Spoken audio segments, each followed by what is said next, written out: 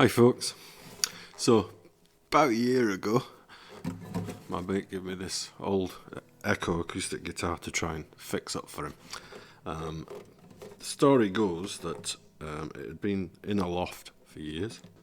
It had been previously damaged. I think somebody had stood on it and it had a really bad repair here, and I'll show you the photographs so you can see what it was like before.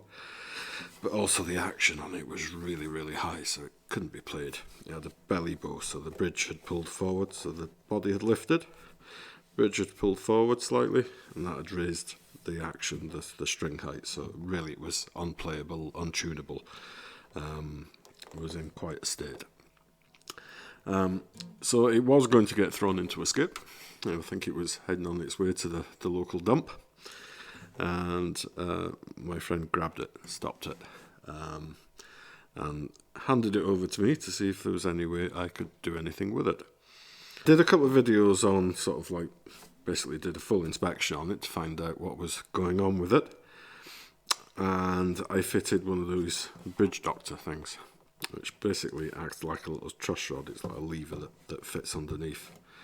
Just a block of wood screws to the underside of the bridge, with a piece of dowel which runs to the end block, which sits down here, and a grub screw so you can tighten it up, and the idea is that it tilts the bridge back again. So the next job after that was to whip the neck off it. So I did that, and then I thought, right, I'll tackle this body. There were several broken or loose braces inside as well as the top, obviously with when it had been stood on.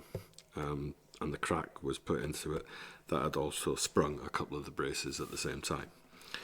So I was kind of really a bit nervous about doing that because it meant putting heat on it, and the last thing I wanted to do was put a big iron mark on it, So what I did, unfortunately I didn't film this bit. I should have done, but apologies, didn't do it.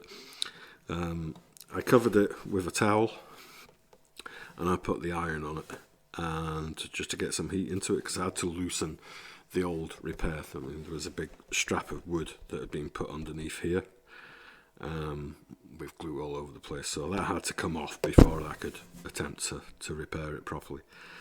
So yeah, I got heat onto it, and I was quite amazed how well it worked. Managed to pop off the old cleat that somebody had put in, and with a little bit more heat, lots of clamping, lots of sandwiching and everything, I managed to get the top fairly level again.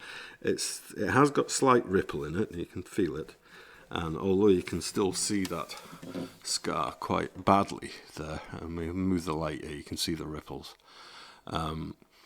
You can still see that scar in it. I decided not to hide it. I wanted the thing to show its history.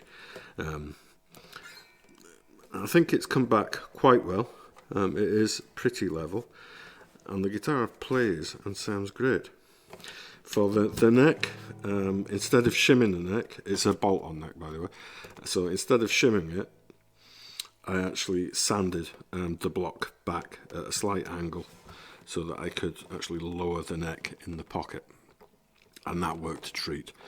So there's no shims in there, and it works lovely. We've still got quite a bit of adjustment left in the bridge, so if my friend wants to at some point, he can lower the action further if he likes. But it sounds pretty good. I was quite impressed with how this thing sounded, so you tell me what you think.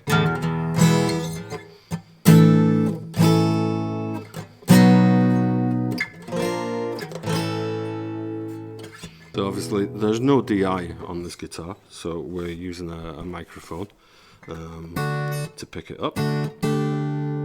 Hopefully you can hear that well enough. And maybe just as a little comparison, so just do a GDC.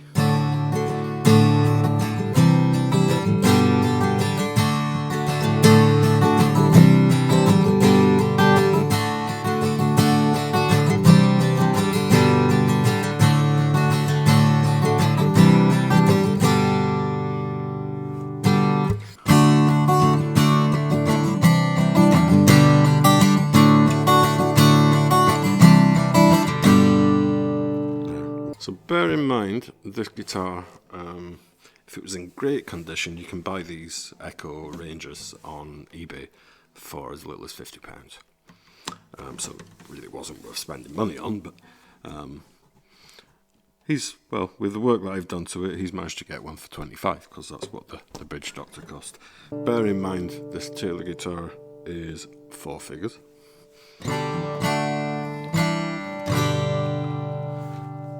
Balance-wise, this guitar feels a lot lighter, and it feels a lot better balanced than that one does. But sound-wise, I think that's actually got quite a nice tone to it.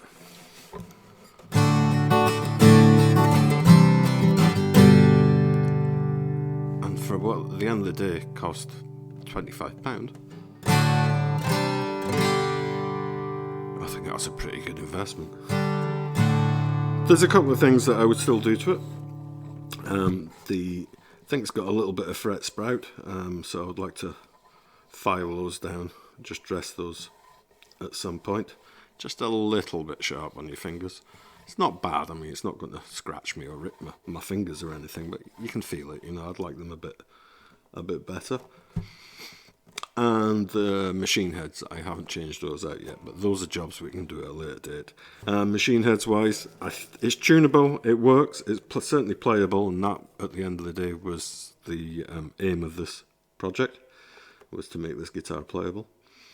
I'm pretty sure it'll be coming back to me at some point to put new machine heads on it, but I'll leave that up to him to decide when and what he decides to put on it. But I was really quite impressed with it. There's photographs I took to show you before and afters. I tried to replicate the before shots after I'd done it so you can see the difference. But I think it sounds really nice, and I hope you'll be very pleased with it. Can you rescue a guitar from the skip and use YouTube videos to repair it and get it playing again? Yes, you can. Cheers folks, thanks for watching, bye bye.